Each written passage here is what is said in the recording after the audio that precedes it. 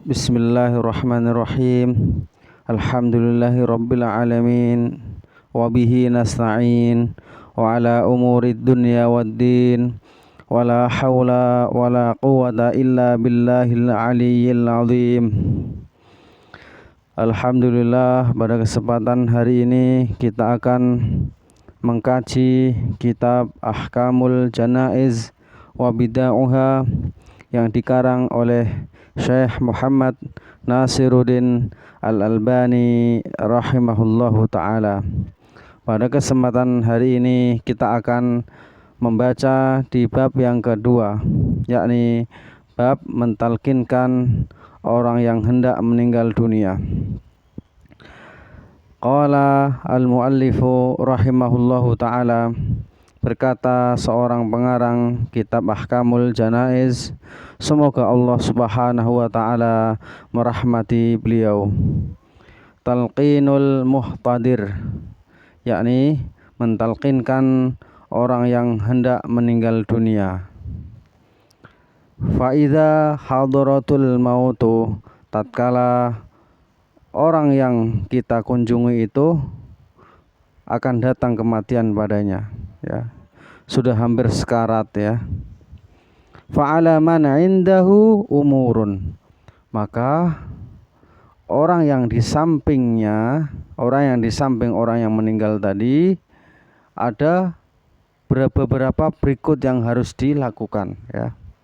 Yang pertama, ayyulaqinu syahadah, hendaklah orang yang berada di samping orang yang mau meninggal dunia mengajarkan atau mentalqinkan syahadah, kalimat syahadah kepadanya, ya.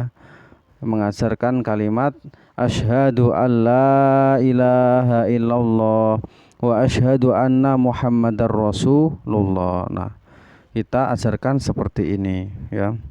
Liqaulihi sallallahu alaihi wasallam, hal ini dikarenakan sabda Nabi sallallahu alaihi wasallam, laqinu mautakum, ajarilah orang yang hendak meninggal di antara kalian, ya. Talqinkanlah orang yang hendak meninggal di antara kalian. Dengan apa? Dengan kata atau kalimat la ilaha illallah, ya. Bahkan di dalam riwayat lain Nabi sallallahu alaihi wasallam juga mengatakan, mangkana akhiru kalamihi, barang siapa di akhir hidupnya mengucapkan kalimat la ilaha illallah, ya, dakhalal jannah, dia akan masuk surga, ya. Di dalam riwayat lain Nabi Muhammad sallallahu alaihi wasallam juga mengatakan, man mata wa huwa annahu ya'lamu la ilaha illallah dakhalal jannah, barang siapa meninggal dunia dan di dalam hatinya dia tahu bahwasanya tidak ada ilah kecuali Allah, maka ia akan masuk ke dalam surga. Di dalam hadis lain juga Rasulullah menjelaskan, wa man mata la yusyrik billahi syai'an, barang siapa meninggal dunia dia tidak mensekutukan Allah, tidak pernah musyrik, maka dakhalal jannah, dia akan masuk ke dalam surga. Nah, hadis ini dikeluarkan oleh Imam Muslim di dalam kitab sahihnya, dan juga Imam Al-Bazzar dan yang lainnya. Kemudian perkara yang kedua yang diwajibkan kepada orang yang berada di sekitar mayat yang hendak meninggal tadi, ayyad'u lahu, hendaklah ia mendoakan kepada orang yang hendak meninggal tadi, ya, didoakan terus menerus, ya. Wala yaqulu fi khudurihi illa khairan, dan tidak mengatakan atau tidak berucap atau tidak ngobrol sesuatu kecuali dengan sesuatu yang baik, ya. Li hadisi Ummi Salamah, hal ini sebagaimana terdapat pada hadis Ummi Salamah radhiyallahu anha, qala Rasulullah sallallahu alaihi wasallam, sesungguhnya Rasulullah sallallahu alaihi wasallam bersabda, idza hadaratul marid awil mayit, ketika kalian menjenguk orang yang sakit ya, atau menjenguk orang yang sakaratul maut ya, faqulu khairan, maka ucapkanlah yang baik-baik saja ya, jangan ucapkan yang jelek ya. Fa innal malaikata yu'minuna ala ma yaqulun.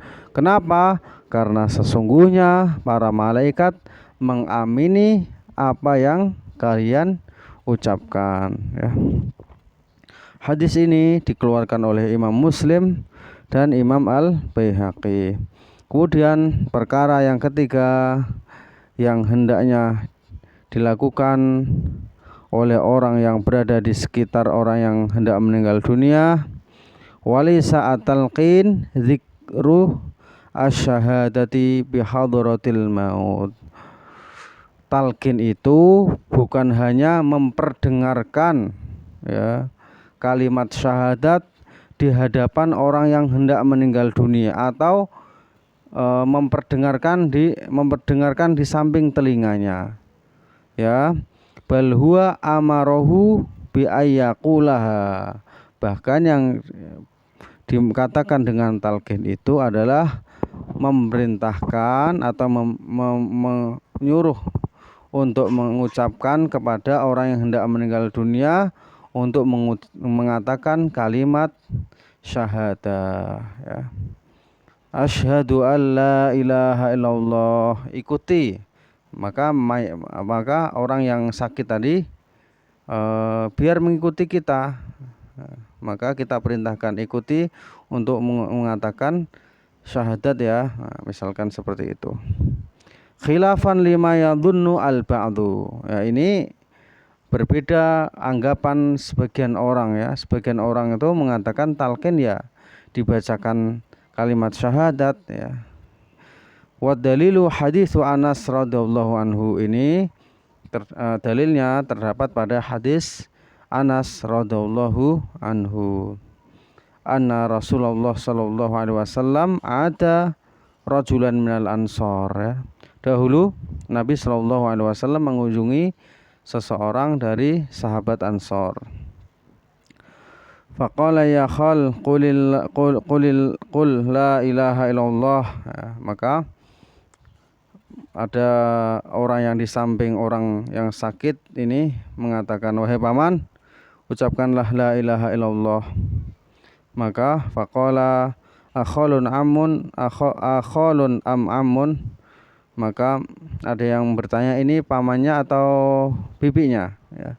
Kemudian ada yang mengatakan bal khalun, ini paman dari ibu ya, bukan bibi, bukan paman atau bibi ya, ini paman dari ibu atau dari bapak. Maka dijawab paman dari ibu. Faqala khairun li an aqul la ilaha illallah, maka jangan membahas masalah itu ya.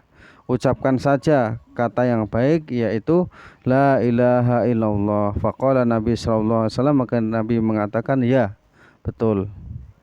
Ya, hadis ini menunjukkan bahwasanya kata-kata yang baik ketika ada orang yang atau di hadapan kita itu ada orang yang hendak meninggal dunia, kata-kata yang baik adalah talqin ya, talqin untuk mengatakan kalimat syahadah ya. Tidak boleh membahas urusan nasab maupun urusan yang lain. Bahkan kita dianjurkan untuk fokus untuk mengajarkan kalimat la ilaha illallah kepada orang yang hendak meninggal dunia. Hadis ini dikeluarkan oleh Imam Ahmad dengan sanad yang sahih seperti syarat sahih Muslim. Kemudian perkara yang kelima, wa amma qiraatu surat Yasin indahu, adapun membacakan surat Yasin di samping orang yang hendak meninggal dunia, wa tawjihuhu nahwal qiblah, dan menghadapkannya ke arah kiblat, falam yasihha fihi haditsun, maka tidak ada satupun hadis yang sahih yang menerangkan hal tersebut. Bal kariha Sa'id ibnul Musayyib, bahkan sahabat Sa'id bin ibnul Musayyib pun nggak suka ya diarahkan ke kiblat ya. Wa qala alaisal mayyit imra'an musliman, bahkan ketika Sa'id ibnul Musayyib diarahkan ranjangnya ke arah kiblat, bukanlah saya ini, maksudnya ya bukanlah seorang ini orang yang muslim, seperti itu. Nah, ini ada kisahnya ya, kisah tentang Sa'id ibnul Musayyib. Wa an Zur'ah bin Abdurrahman, ya, dari sahabat Zur'ah bin Abdurrahman, annahu syahida Sa'id ibnul Musayyib, dahulu dia menyaksikan Sa'id ibnul Musayyib fi maradhihi, tatkala sedang sakit. Wa indahu Abu Salamah bin Abdurrahman, dan di samping Sa'id itu ada orang yang mengunjungi juga, ada orang yang menjenguk ya, seorang ulama besar juga ya, Abu Salamah bin Abdurrahman. Akan tetapi faghosya ala Sa'idin, Sa'id itu buram karena sedang posisinya adalah sedang sakit parah ya, tidak sadarkan diri, tidak tahu kalau Abu Salamah bin Abdurrahman di sampingnya. Fa amara Abu Salamah ayu hawila firashahu ilal Ka'bah, maka Abu Salamah ini memerintahkan agar ranjang Sa'id ini dihadapkan ke arah kiblat. Kemudian fa'afaqa, tatkala dipindahkan Sa'id pun sadar ya, dihadapkan ke kiblat, Sa'id pun terbangun dan sadar. Faqala hawaltum firashi, apakah kalian yang duduk di sini tadi memindahkan ranjangku? Faqalu na'am, kata orang yang di sekitar Sa'id, ya. Fanadhara ila Abi Salamah faqala arahu bi'ilmika, kemudian Sa'id pun sadar dan melihat di sampingnya ternyata ada siapa? Ada Abdurrahman, ada Abu Salamah bin Abdurrahman ya. Kemudian Sa'id mengatakan arahu ilmika, arahu bi'ilmika, saya mengaku ilmu kamu ya. Faqala ana amartuhum ya. Kemudian Abu Salamah, sayalah yang memerintahkan untuk merubah posisi ya ke arah kiblat. Fa amara Sa'id an yu'ada firashihi, namun Sa'id tetap memerintahkan untuk mengembalikan ranjang yang ia tiduri ya. Ya, ini menurut Syekh Albani rahimahullahu taala ya, tidak disunahkan ya, tidak dianjurkan untuk menghadapkan ke arah kiblat sesuai dengan hadis Sa'id ibnul Musayyib. Ya, namun juga tidak mengapa ya ketika orang meninggal dunia itu diarahkan ke arah kiblat. Kemudian perkara yang ke-16, wala ba'sa fi an yahdhura al-muslimu wafatal kafir.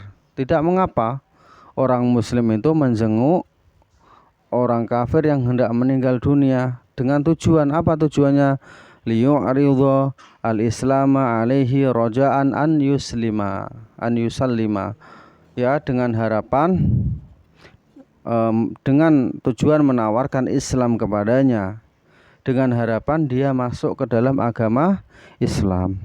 Li hadithi Anas radhiyallahu anhu, hal ini dijelaskan ya dalam hadis Anas bin Malik radhiyallahu anhu.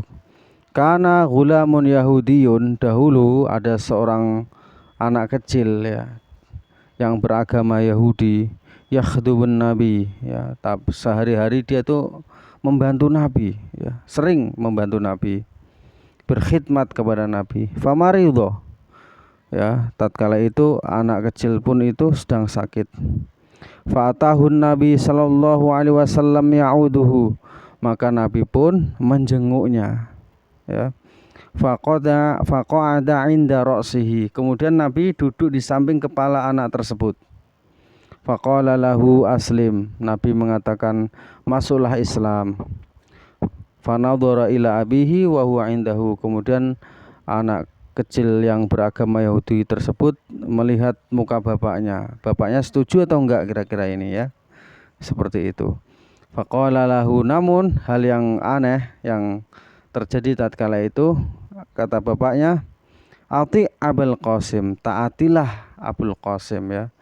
Taatilah Nabi Muhammad, kata bapaknya. Mendengar ucapan itu, fa aslama, maka anak kecil itu pun masuk ke dalam agama Islam ya. Ini Nabi menjenguk kepada orang Yahudi ya, dengan tujuan menawarkan Islam kepadanya.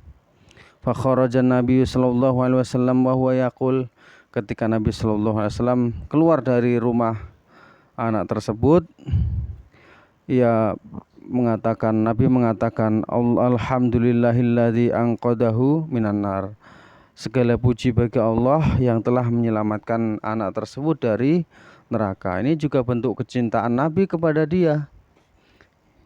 Karena dia selalu membantu Nabi, Nabi pun berusaha untuk menolongnya dengan cara apa? Dengan cara menyelamatkan anak tersebut dari siksa api neraka. Diajak masuk Islam. Falamma mata, tatkala anak tersebut meninggal dunia, qala, Nabi pun mengatakan, memerintahkan kepada para sahabat, sallu ala sahibikum, salatilah sahabat kalian ini.